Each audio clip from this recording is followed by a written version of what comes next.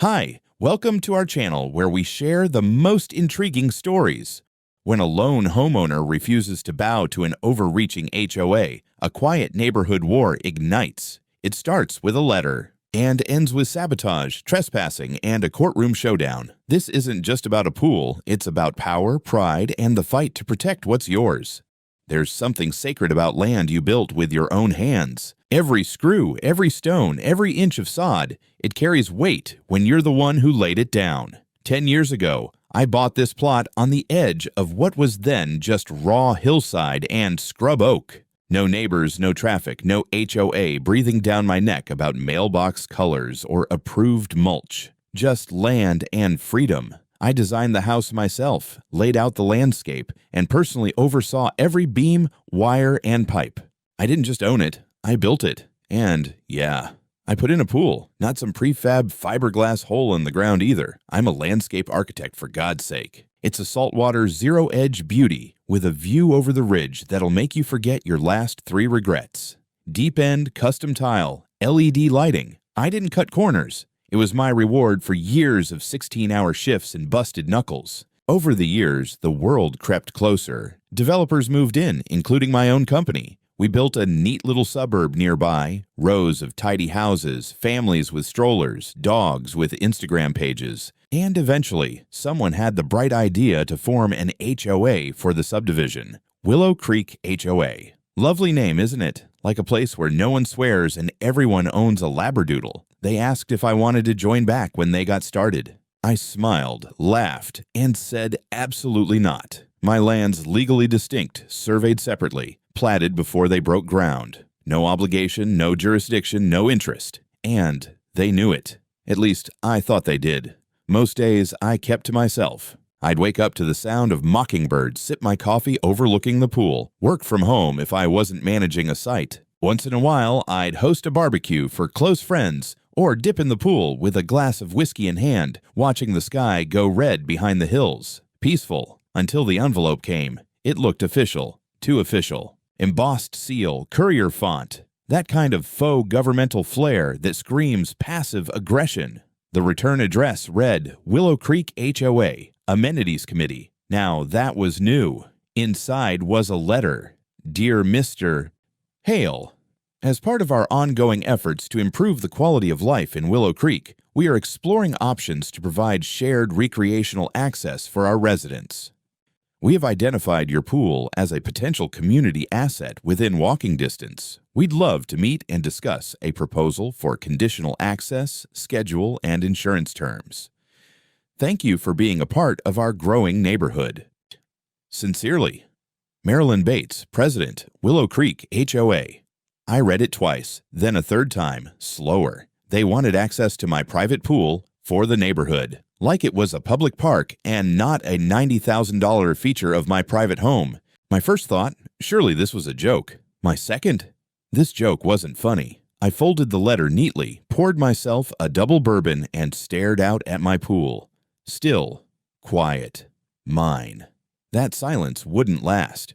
I didn't respond to the letter. I figured silence would be louder than any hell no I could pen. But HOA folks don't take silence well. They treat it like an open invitation to escalate. 2 days later, I got another envelope, this time hand-delivered by a teenage boy in a Willow Creek polo who looked like he'd rather be anywhere else. Inside, a reminder of a community amenities planning meeting scheduled for Saturday at 10 a.m. At the local library, my pool was listed on the agenda, bolded and underlined. Curiosity got the better of me. I showed up early, coffee in hand, and took a seat in the back corner of the conference room. The HOA board sat up front behind a folding table like they were preparing to sentence people for lawn crimes. Marilyn Bates, the president, had taken center stage. Short blonde hair, aggressive blouse, and the permanent expression of someone who thinks no is just a negotiation tactic. Let's begin, she chirped. We're here today to discuss the proposed expansion of neighborhood amenities. As you all know, access to quality recreational spaces increases home values and strengthens community bonds. She clicked a remote. A map of Willow Creek flashed on the wall with one thing circled in red: my house, or more specifically, my pool. This, she said with pride, is a unique opportunity, Our neighbor, Mr. Trevor Hale, owns the only pool within a half-mile radius. As it stands, it's underutilized private property. With the right agreement, it could serve as a shared summer amenity for all Willow Creek residents. People started nodding. A few clapped. I raised a hand. Sorry, I said, standing. Just to clarify, I'm Mr. Trevor Hale. That's my property you've got circled there. It's not an amenity, and it's not under discussion. Murmurs. Marilyn tilted her head like I was a confused child. Oh, Trevor, she said sweetly, we're just exploring the idea. Nothing is being forced. You literally called this a proposed shared amenity in the agenda. You don't get to propose access to something that's not yours. We're a community, she replied, smile still plastered on. It's about sharing resources. No, I said, more sharply now. It's about respecting boundaries. That pool is private. It's on land I own. That's not part of this HOA, and it's not up for discussion. End of story. Someone from the crowd chimed in. Older guy, beer belly, patriotic ball cap. Come on, man, it's just a pool. We're not asking to live in your house. No, I repeated, but you're asking me to subsidize your home value with something I paid for and maintain. You want a pool? Build one. Marilyn's smile thinned. There's no need for hostility. There's no need for theft either, I said, and walked out. I was halfway to my truck when someone jogged after me, a younger mom from the HOA. I think her name was Rachel. Hey, she said, just so you know, not everyone agrees with her. Some of us think this whole thing is ridiculous. I thanked her and drove off. At least not everyone in the cult had drunk the chlorine, but the next day, an email landed in my inbox. HOA meeting minutes, attached and public. And there it was. Community pool proposal, initial discussion held, asset identified, Hale property, provisional shared access model under review. Provisional shared access. I read the phrase 3 times. Then I laughed bitterly. This wasn't over. They'd already decided what was mine, was theirs. It started with flip-flops slapping against pavement. I was in the kitchen Saturday morning, halfway through making French toast and listening to old blues on vinyl when I caught movement out of the back window. 3 kids with towels draped over their shoulders were walking down my driveway like they owned the place. Behind them, a man in cargo shorts and mirrored sunglasses pulled a cooler on wheels. I blinked. Then I saw the mother trailing behind, straw hat, sunglasses, beach tote, the full suburban beach day fantasy. They reached my side gate, tried the latch, found it locked. The mom turned and waved at the house as if I'd been expecting them. I stepped out onto the deck. Can I help you? I called. She smiled brightly. Oh, hi. Marilyn said we could start coming by on weekends now. We brought snacks. Start coming by to what? I asked, already knowing the answer and feeling my blood pressure respond. To use the pool, she said, blinking like it was obvious. The HOA said everything's been arranged. I walked over. Nothing has been arranged. This is my private home. That pool isn't public. You're trespassing. She frowned. But it was in the newsletter. It said community members could begin accessing the shared pool on weekends. My jaw clenched. There is no shared pool. There's my pool, and it's not open to anyone but me. One of the kids looked like he was about to cry. The dad muttered something about calling the HOA. I didn't care. I held the gate shut until they shuffled away, huffing. I figured that would be the end of it. A misunderstanding corrected. I was wrong. By the time I got back from the gym Sunday afternoon, there were wet footprints on the driveway, a pair of goggles lying next to my trash bins, and a juice box jammed into the hedges. And when I checked my security footage, a teenage boy, one of the group from Saturday, had climbed over the fence, stripped down, and cannonballed into my pool while his friends filmed it on a phone. 4 minutes of laughing, splashing, then hopping back over the fence like it was just another backyard dare. I forwarded the footage to the local police with a trespassing complaint. An officer came by the next morning, professional, courteous. He took my statement and nodded slowly as he watched the clip. We've been hearing more complaints about that HOA, he said. They're getting a little overzealous. That afternoon, I got a manila envelope in the mailbox with the Willow Creek seal stamped right across the front. Inside was a letter, unsigned, declaring that I was in violation of communal trust and had incurred a $12,500 penalty for unreasonable restriction of community infrastructure. They called it community infrastructure. I laughed out loud. It was a deep, dark, slightly hysterical laugh, like watching a sitcom slowly morph into a horror movie. Then came the kicker. Attached to the back of the letter was a formal request, demand really, stating that I was to provide keys to my pool gate to the HOA board by the end of the week so they could ensure equal and safe access. I stared at the page like it might catch. Fire in my hands. This wasn't ignorance anymore. It wasn't miscommunication. This was a hostile takeover of my damn backyard. Wednesday morning started with a knock, not the usual neighborly 3-tap greeting. This was heavy, authoritative, cop knock. I opened the door, and sure enough, 2 uniformed officers stood on my front porch, hands resting casually near their belts, expressions neutral but alert. "Mr. Trevor Hale?" the taller one asked. "Yeah. What's going on?" "We received a complaint this morning from the Willow Creek Homeowners Association. They claim you're illegally restricting access to what they're calling a public use amenity on your property." I exhaled through my nose, slow and sharp. "Let me guess. My pool." They glanced at each other. "That's correct, sir. We're just here to follow up, gather information. Mind if we come in?" I stepped aside, waved them in, and grabbed the binder I'd prepped over the weekend. Call it paranoia or just experience. Either way, I'd known something like this was coming. "Before you get too far," I said, flipping open the binder on the kitchen island, "here's the deed, property survey, county parcel data, and a notarized legal opinion confirming that my land is not part of Willow Creek HOA jurisdiction." "Not now, not ever." The shorter officer flipped through the documents, nodding slowly. "Looks pretty thorough." "Because it is. I built this house 10 years ago, well before that subdivision was even approved.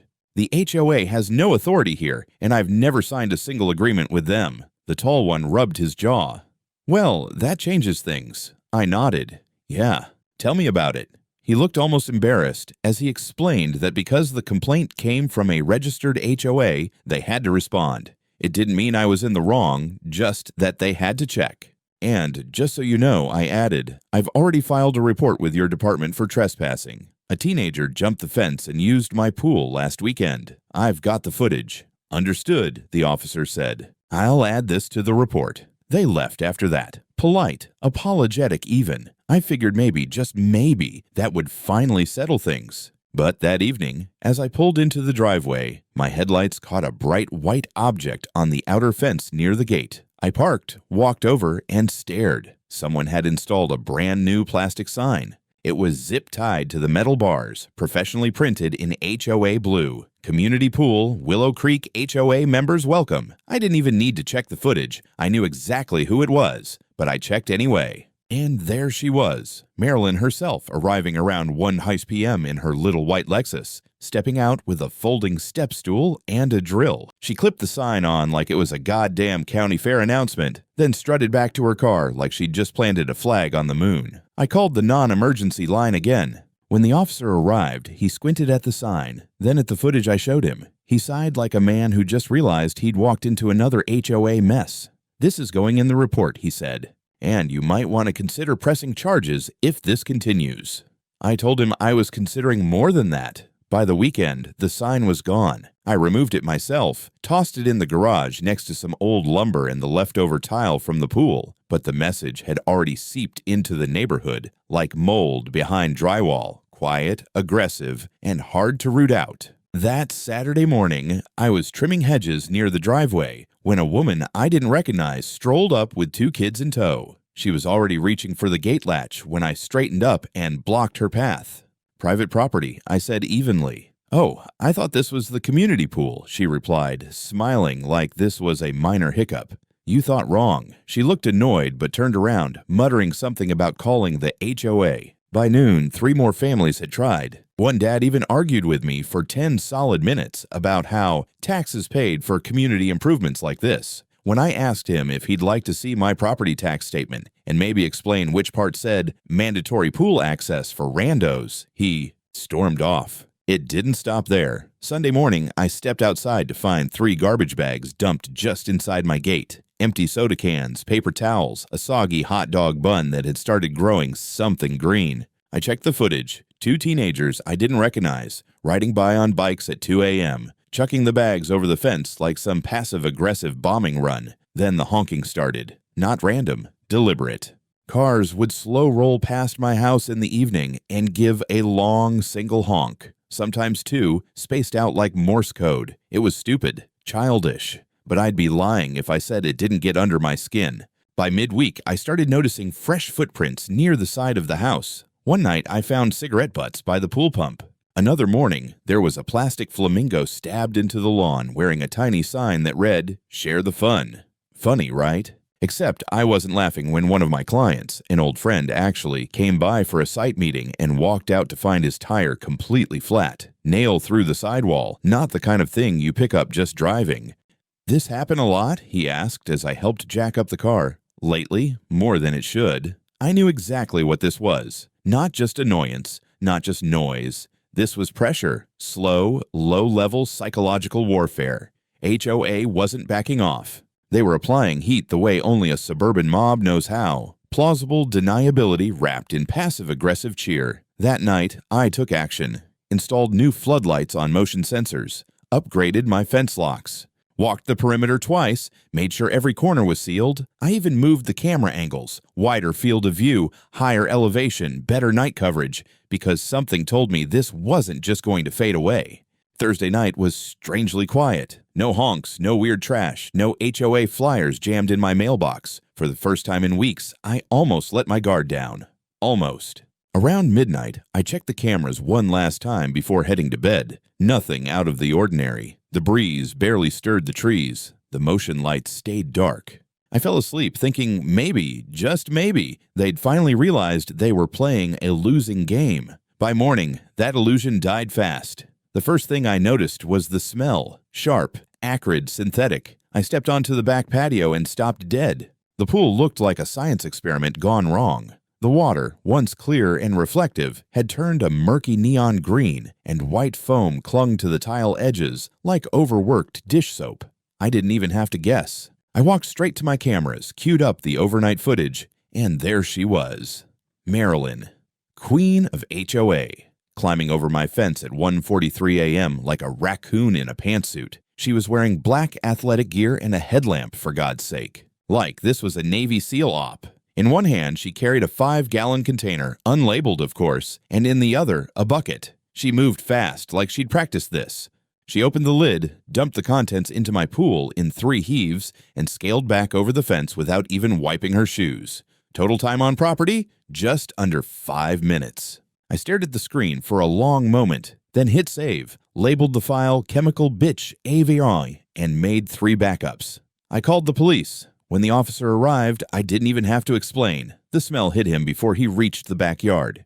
He covered his nose with a sleeve and muttered, "Jesus." I showed him the footage. He didn't say much, just nodded and asked me to email it to the station immediately. He took water samples and photos, logged the chemical exposure as vandalism and potential environmental hazard. Then he gave me a look that said what he couldn't write down. This woman is insane. Cleanup was a nightmare. I had to call a pool contractor to drain the system, scrub the tile, replace half the filters. The estimate was almost $6,000 and a week of downtime. I canceled 2 client meetings and moved my work computer to the patio so I could keep an eye on everything. And the worst part, I knew this wouldn't be enough to stop her. Not Marilyn. She hadn't just crossed the line. She'd hopped it with a grin and brought a damn chemical weapon with her. This wasn't a dispute anymore. It was war. By Friday morning, the pool had turned into a construction site.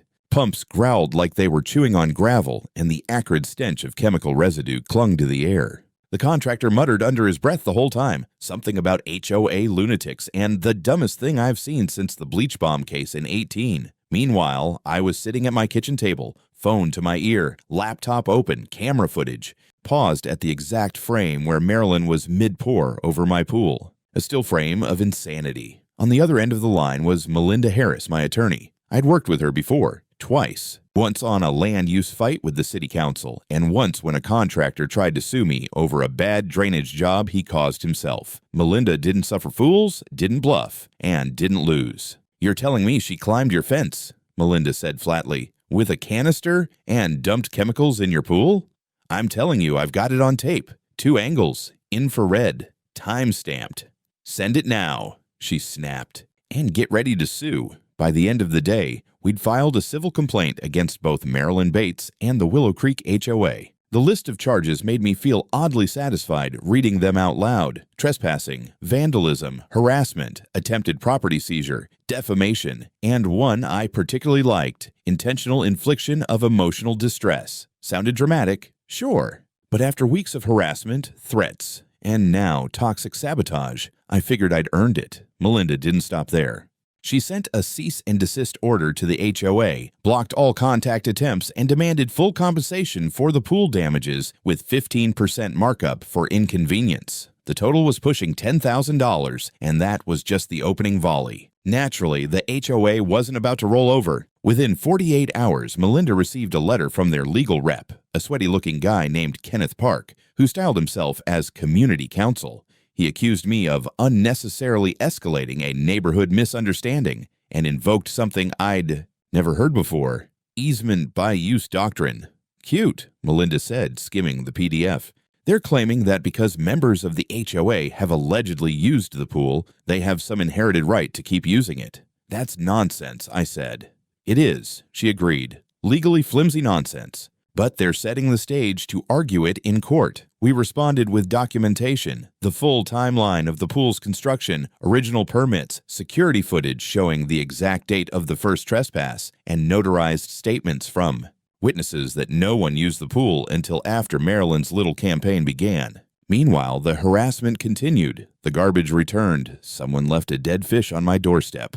One night, I caught two teenagers sneaking around my shed, likely sent by the HOA's gossip chain, but they bolted when I turned on the lights and yelled loud enough to scare every possum within 3 counties. I installed even more cameras. My house now looked like Fort Knox.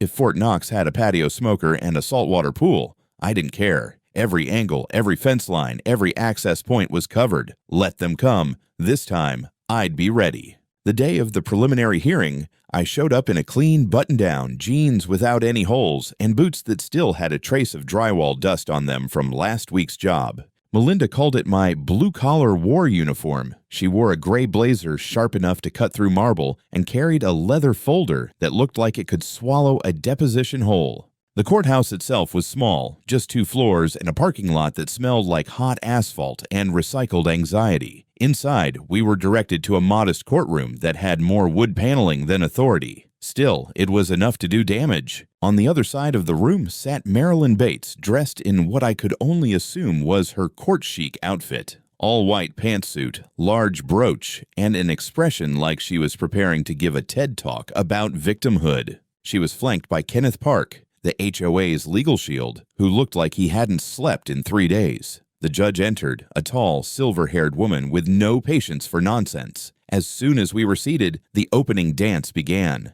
Park launched into his version of events, how the HOA had always acted in the community's best interests, how the pool had been informally available to residents, and how I had overreacted by escalating things to court. He even tried to suggest that my lawsuit was a form of retaliation. Melinda stood without even glancing at notes. Your Honor, let's be absolutely clear. This is not a dispute over a hedge or a noisy dog. This is a calculated, documented, and willful campaign of intimidation, sabotage, and trespassing. We have video evidence, time-stamped and authenticated, of the HOA president committing vandalism. We have testimony. We have proof of forged HOA documentation submitted without vote. The judge raised an eyebrow.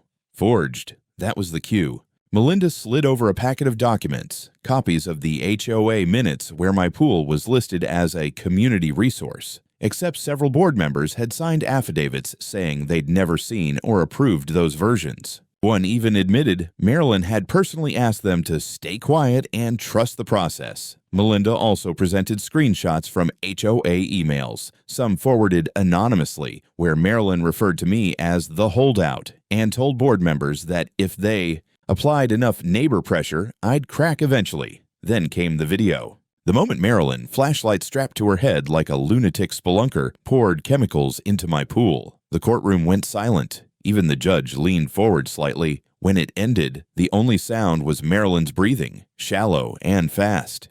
Ms. Bates, the judge asked, do you dispute that this footage is authentic? Marilyn stammered. I was under the impression the pool was available for community use. There must have been a misunderstanding. That misunderstanding, Melinda cut in, is now the subject of a criminal investigation. Park tried to object, but the judge shut him down. After a pause, the judge spoke again. Given what I've seen here today, the court is inclined to deny the defendant's motion to dismiss and move forward with a full hearing. In the meantime, Mr. Hale is granted an immediate restraining order against the HOA and Ms. Bates. Further contact or encroachment on his property will be treated as criminal trespassing, and I'm ordering an inquiry into the conduct of the Willow Creek HOA board. Marilyn's face turned the color of spoiled yogurt. Park looked like he was trying to teleport out of his chair using sheer embarrassment. Melinda leaned over and whispered, "She's toast." I didn't smile. Not yet. But it took effort. I didn't hear from Marilyn again. Not directly. Not after the hearing. The restraining order was served the very next day, hand-delivered by a deputy who, according to Melinda, smirked the whole time. But silence from Marilyn didn't mean the storm had passed. What came next was something even she couldn't spin, the slow public collapse of her little empire. It started with a neighborhood email thread that got leaked to me. A chain of furious replies from HOA board members, some demanding an emergency vote, others calling for Marilyn to step down. One board member, Trina Goldstein, even referred to her as a liability grenade with great hair. The HOA held an unscheduled meeting on Zoom that same week. By the end of it, Marilyn was officially removed as president. No ceremony, no thank you cake. I'll admit, I opened a beer when I read the announcement. Just one. Cold. Perfect. But the real hit came when the judge issued the civil verdict. Marilyn Bates was found personally liable for trespassing, vandalism, harassment, and defamation. The HOA itself was held responsible for negligence, enabling behavior, and attempting to enforce authority where it had none. The damages?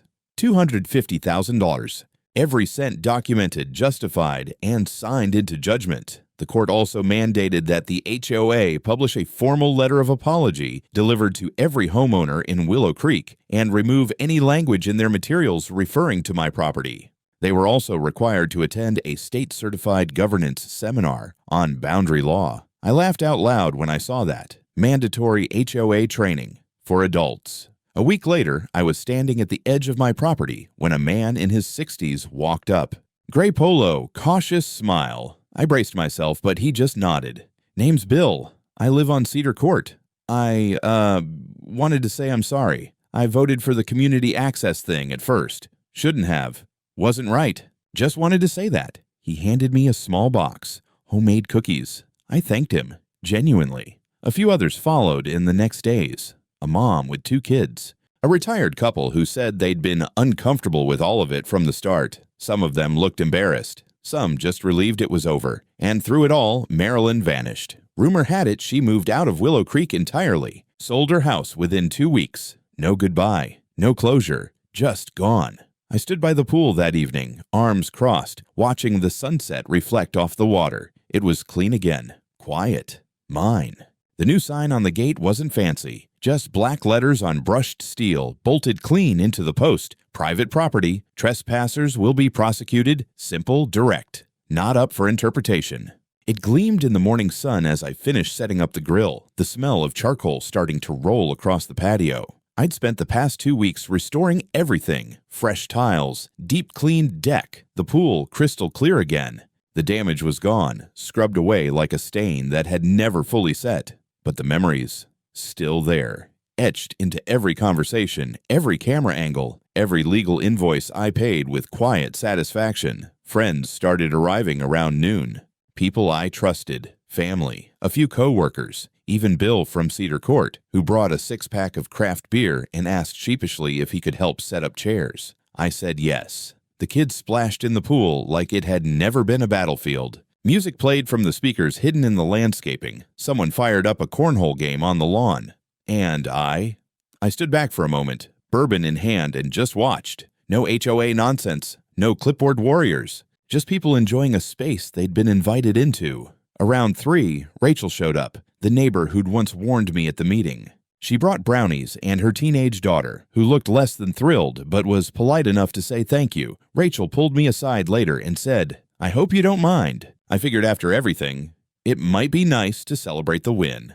"It's not really about winning," I said. "Just about not getting walked over." She nodded. Well, you didn't. As the sun dipped low and the lights along the pool began to glow, someone handed me a Sharpie. They wanted me to sign the new sign, like it was a piece of history. I laughed, shook my head, but took the pen. I scrawled my name in the corner, small, permanent. Later that night, after everyone had gone home and the yard had quieted down again, I walked the perimeter one last time, checked the gates, checked the locks. Everything was solid. I stopped at the edge of the pool, took off my shoes, and dipped my feet in. The water was cool, still, perfect. No drama, no trespassers, no HOA fairy tales, just peace.